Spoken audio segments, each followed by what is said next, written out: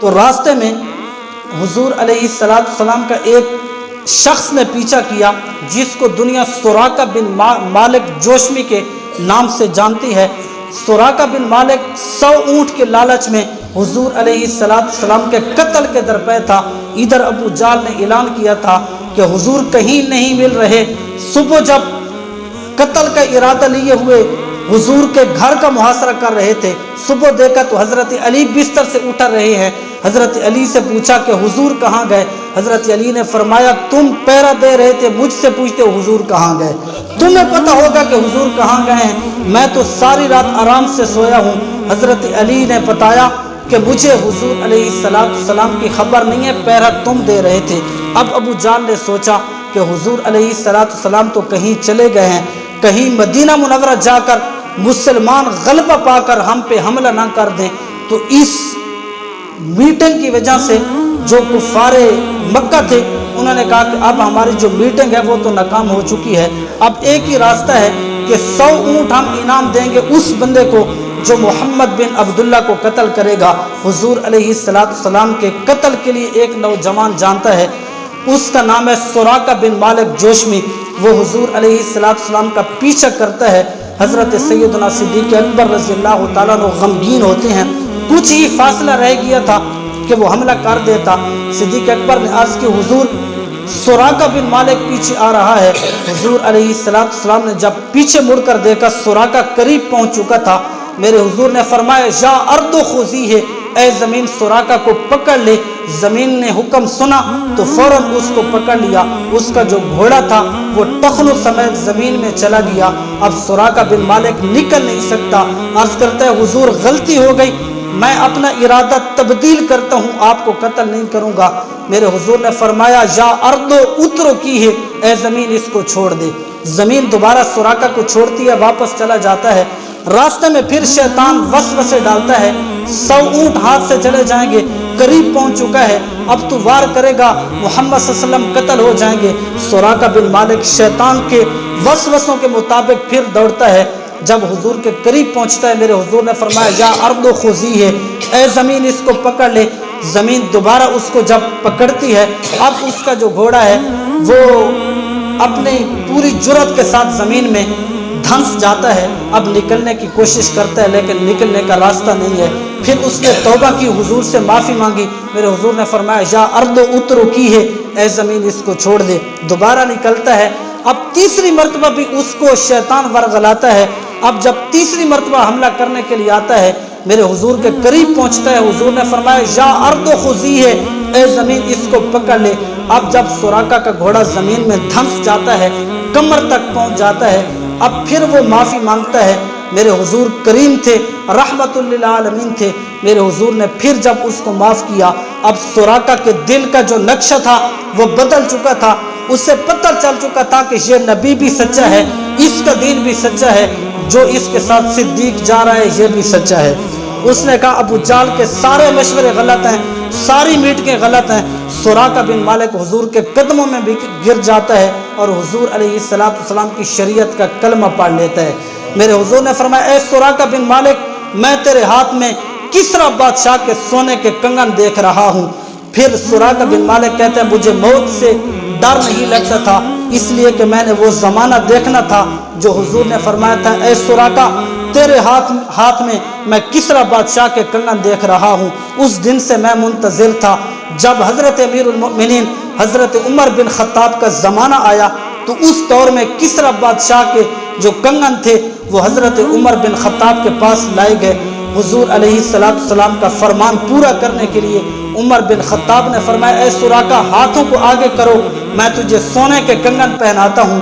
سراقہ بن مالک کو حضور علیہ السلام کے پیاری صحابی حضرت عمر بن خطاب نے سونے کے کنگن پہنا کر یہ بتا دیا کہ میرا نبی بھی سچا ہے، اس کا ہر فرمان بھی سچا ہے۔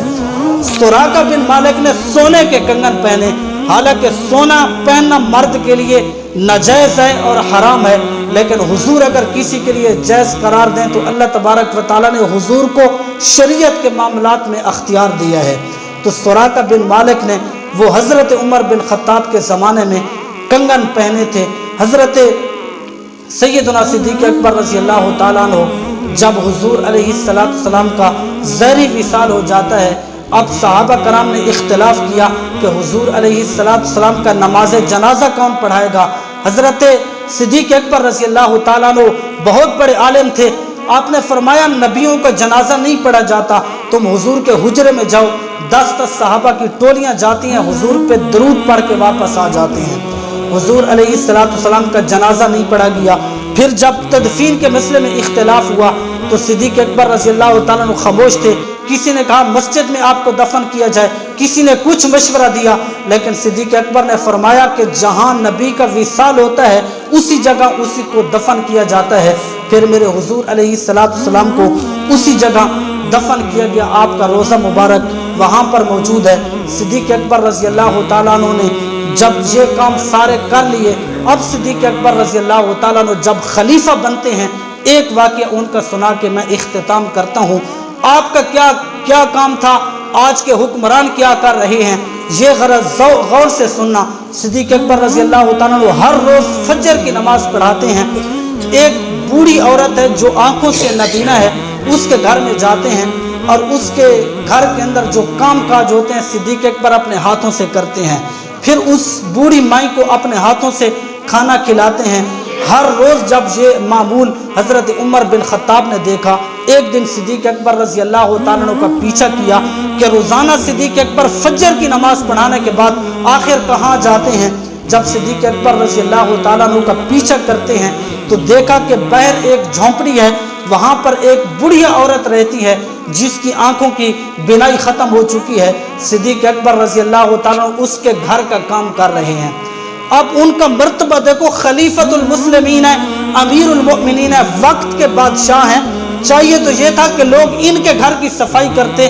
آج کوئی شخص یہ مسجد کی صفائی قبول نہیں کرتا، اس کو اپنے لیے آر سمجھتا ہے، لیکن دیکھو یار خلیفۃ المسلمین ہے، امیر المؤمنین ہے، اتنا بڑا عہدہ بھی پاس ہے، پھر بھی دیکھو کہ رعایا کی کس طرح خدمت کر رہا ہے۔ صدیق اکبر رضی اللہ تعالیٰ اس کے گھر کا کام کاج کر رہے ہیں۔ حضرت عمر بن خطاب دیکھتے ہیں، آنکھوں میں آنسو آ جاتے ہیں، یار کتنا اللہ نے اس کو مرتبہ دیا ہے، یہ تو حضور کی ظاہری زندگی میں ہمارا امام تھا، ہمیں نمازیں پڑھاتا تھا، اس کے دور میں جب مانعین زکوٰۃ پیدا ہو گئے اسی شخص نے ان کے ساتھ جہاد کیا تھا۔ حضرت صدیق اکبر رضی اللہ تعالیٰ عنہ کا جب یہ کام دیکھا، حضرت عمر بن خطاب کی آنکھوں میں آنسو آ جاتے ہیں۔ جب صدیق اکبر رضی اللہ تعالیٰ عنہ کے بعد دور آتا ہے حضرت عمر بن خطاب کا، اسی معمول کے مطابق روزانہ اسی بوڑھی عورت کے گھر جاتے ہیں، اس کے گھر کا کام کرتے ہیں۔ حضرت عمر بن خطاب جب اس کو کھانا کھلاتے ہیں، وہ بوڑھی عورت کہتی ہے لگتا ہے ابو بکر کا وصال ہو گیا ہے۔ حضرت عمر بن خطاب کی چیخ نکل گئی، کہنے لگا کہ اے بڑھیا یہ بتا تجھے نظر کچھ نہیں آتا، تجھے کیسے پتہ چلا کہ صدیق اکبر کا وصال ہو گیا؟ حضرت عمر بن خطاب کو بڑھیا جواب دیتی ہے، کہتی میں آنکھوں سے نبینا تھی، میرے منہ میں دانت بھی نہیں ہیں۔ جب صدیق لقمہ دیتے تھے پہلے اپنے منہ میں نرم کرتے پھر ڈالتے تھے، تو نے ویسے ڈال دیا، مجھے پتہ چل گیا آج خلیفۃ المسلمین کا وصال ہو گیا۔ یہ حکمران تھے، یہ ان کی سیرت تھی، یہ ان کا کردار تھا۔ آج دنیا ان کو سلام کر رہی ہے۔ سایہ مصطفیٰ، مایہ اصطفیٰ، عز و ناز خلافت پہ لاکھوں سلام۔ اللہ تبارک و تعالیٰ سے دعا ہے اللہ تبارک و تعالیٰ ہم سب کو صدیق اکبر رضی اللہ تعالیٰ عنہ کی یاد میں اور آپ کے غلامی میں زندگی گزارنے کی توفیق عطا فرمائے۔ آخر میں ایک اعلان سماعت فرما لیں۔ 17 فروری